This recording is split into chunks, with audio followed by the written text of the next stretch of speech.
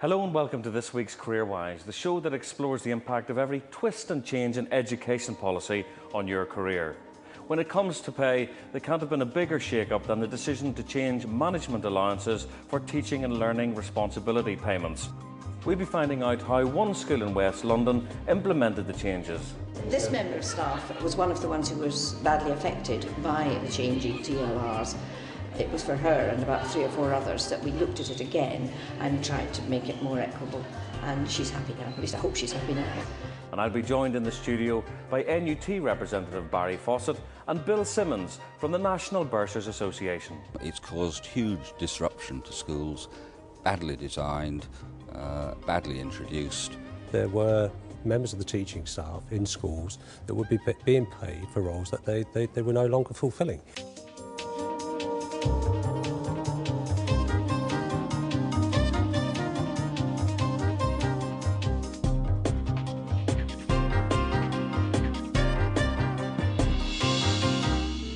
On the last series of CareerWise, I spoke to Minister for Schools Jackie Smith just before the introduction of teaching and learning responsibilities at the beginning of the year. In a moment, we'll be taking a look at their implementation in one school, but first, let's recap on the government justifications for the pay overhaul. When I was teaching, people used to get management allowances, the equivalent of management allowances then, for things like having responsibility for school trips. Well, that isn't what people came into teaching for, and arguably it isn't what we should be paying teachers for. Now, Minister, is the purpose of TLRs simply to shave a bit off the salary budget? Absolutely not. What TLRs is about is dealing with a long-term problem that we've developed over the years, a payment system that pays people quite often for management responsibilities, for other responsibilities that at the heart aren't about the key thing that teachers are in schools to do, and that is teaching and learning. And of course that's something that's been recognised by the social partners in the teacher unions and head teacher unions who've been willing to work with us to make those changes. It's going to mean a massive readjustment for thousands of teachers' personal finances though, isn't it? And aren't you going to have a lot of early retirement? I'm actually more worried, and teachers have said it's the grind of the job which doesn't have to do with teaching and learning that is what is more likely to make people want to retire early. You know, people come into teaching because they want to work with children and young people, they want to make a difference to their lives, they want to help them to achieve. That's what we want teachers to be able to do as well. There will be some difficult changes that need to be made, but in the long run I think this will get us to a position where teachers are rightly being rewarded for what they came into the profession to do, with safeguards for people's income. I think that's a reasonable transition to go through. To find out how these changes are being managed on the ground, the CareerWise team headed for Fulham. Oh, you're leaving. I hope you've left lots of money. This is budget day, so they come in to tell us how much we're going to get for next year.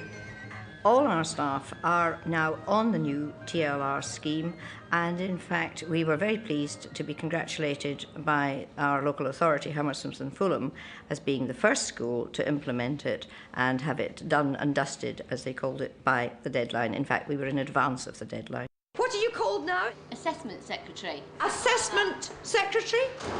Something like that. We had so many changes of name for this job that she is it, whatever it is. So fire away, ask her anything you like. Do you feel like you're treading on teachers' toes at all, taking on these jobs? No, they don't want to do them, and they're not allowed to do them, so that's why I'm doing them. Fortunately, in this school, it was, although we were told it shouldn't be, very much an assimilation of an existing structure. We had a very tight structure for our staffing that I've worked on for the last 20 years to bring about. And we didn't have many of our teachers being given management allowances for jobs that were not teaching and learning already. So just as we don't waste money on teachers who are in charge of broom cupboards, we don't waste money on anything else either. But in the first draft of the new pay structure, heads of non-core subjects like Bernadette Martin, responsible for modern foreign languages, were going to lose out. This member of staff was one of the ones who was badly affected by the changing from the management allowances, the TLRs. And it was for her and about 3 or 4 others that we looked at it again and tried to make it more equitable. And she's happy now. Algérie, 8. Listen, you're not meant to be enjoying your education. What is the big joke? She'll lead you into mischief, she will, I was telling them that during my first teaching practice, I used to teach PE. I bet she had a designer suit for it. When I received the letter detailing what the consequences will be, I was absolutely mad because I stood to lose a substantial amount of money, and being so near to retirement, I just thought it's going to affect my pension, and I felt this is mad. I've been here one of the longest, and I'm the most affected. So I couldn't understand the logic of it, and I was absolutely livid. In the documentation for all of this, it does say that special dispensation may be considered for people near retirement age who've lost money in this way. But there's no hard and fast concrete rules, and people don't need that level of anxiety. I used to look like Nadia Comaneci at the time. They won't know who that is, they're too young. Yeah, they did. I'm impressed. And My first port of call, I checked on the internet to see whether there's been a mistake or what the rules were. And I could see there were several options that the school could have taken. So I got very cross, thinking, oh, they took the wrong option. So I went to see Mrs. O straight away, and I just complained bitterly, like I know what to do, in a very French way as well. Senior management and unions worked closely together to create a more acceptable pay scale. Non-core subject heads were put at the very top of TLR2. This meant that core subject heads, who initially looked to gain substantially, had to accept a compromise. It was quite funny being involved in a process and actually sitting in a room while your own salary is not necessarily going up as much as you hoped. But I think at the start of the process, everybody was quite fearful that they would be going down.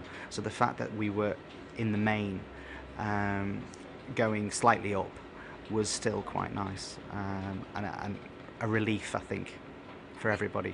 You look very guilty. Now, don't tell me you must be composing something brilliant. What are you doing? Yes, we're doing gamelan pieces. Gamelan pieces, right. In other school, it's created a lot of bad feeling, and it's tremendously divisive. Because some people are going to gain, some people are going to lose. I think it's too soon to say, really, whether the new system will allow promotions in the way of the old one. I can't see a great difficulty, because we all now know that we are not meant to, even if we ever did, give out money for things that should be done by administrative staff, who are, of course, a lot cheaper than giving the teacher. This is, after all, what the whole thing is presumably been done for. I have to say, when we did our scheme, we were told you had to hand in a new scheme that showed cost effectiveness, and I don't think our total was remarkably huge in terms of the savings that we've made. Yes. And then rearrange Teaching and learning. and trace over it. She's teaching, she's learning. Well, that school seemed to manage the change between management allowances and TLRs without too much blood on the carpet. Well, is that always the case? Let's find out from our two experts. Barry, do TLRs work for everyone in a fair way? No, I mean, it's been introduced in a most cack-handed way. It's not been designed well. There have been problems up and down the country. We've had to threaten, or in some cases have strikes in order to get sensible application of the new arrangements. So really, it's caused huge disruption to schools, badly designed, badly introduced, and it's caused us an awful lot of work to try and keep things on an even keel. So you're really sitting on the fence on this one? Absolutely. But what's the main bone of contention? Is it the fact that teachers are losing out because of the disappearance of management allowances? With management allowances, you've got 5 nationally set levels of payment for different levels of responsibility. That's been replaced by a system of 2 salary ranges with considerable discretion and flexibility to individual schools about the levels of those payments. One school could pay $3,750, another school could pay $4,500 for an identical job. But it's only fair that the school manages its individual resources. Not everybody can pay the same, surely, or is that heresy? I mean, there's no point in having a national salary structure if you can't have coherence and consistency and fairness of reward for the same level of responsibilities. Bill, from a bursar's point of view, do you recognise this chaotic and unfair system that's being described? If you go back to the old management allowance system, I mean, it was a lot of inconsistency in how those allowances were awarded. So something, it needed to be changed, and also you had to overcome this other thorn in the side of some schools giving management allowances on the recruitment and retention basis, which was not what they were originally designed for. In terms of the TLRs, I think I would agree with Barry on some of the points that he's made. I'm not sure that we would go along with the disruption to schools because from the point of view of the bursar and the support staff, that causes major problems. What do you believe has to change to make the system work, or is it a question of giving it time to bed in, Barry? Well, I think the system was designed in such a way to make it as difficult as possible to move from one system to another. No, I don't think whoever designed it, that might have been the effect, but I don't think they set out to do that, surely. Well, I think they did, actually. What would be the point of doing that? Well, I think they sort of took the view that there was such fundamental problems with the existing system that they had to do it in that way. That was totally wrong. I mean, no system is ever perfect.